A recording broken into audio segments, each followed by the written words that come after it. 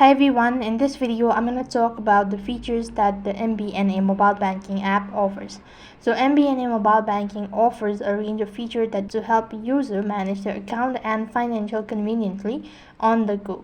So some of the key features that includes users can view their account balance. So for that case, first of all, let's go and log into our account. Now, due to some security concern, the screen won't be available, so I'm just gonna instruct you.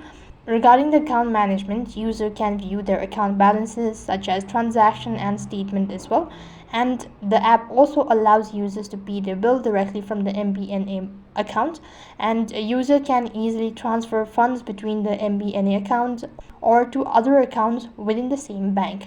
And likewise, if you go ahead and check the card management, then user can manage their credit card, including activating new cards, report lost or stolen card, and setting travel notification as well. And the app also supports mobile wallet integrations, allowing user to add the MBNA credit card to digital wallet like Apple Pay and Google Pay. Similarly, the app provides security features such as Touch ID, Face ID, or passcode login options to ensure the secure access to accounts. User can also set up account alerts to receive notification for specific transactions or account activity as well.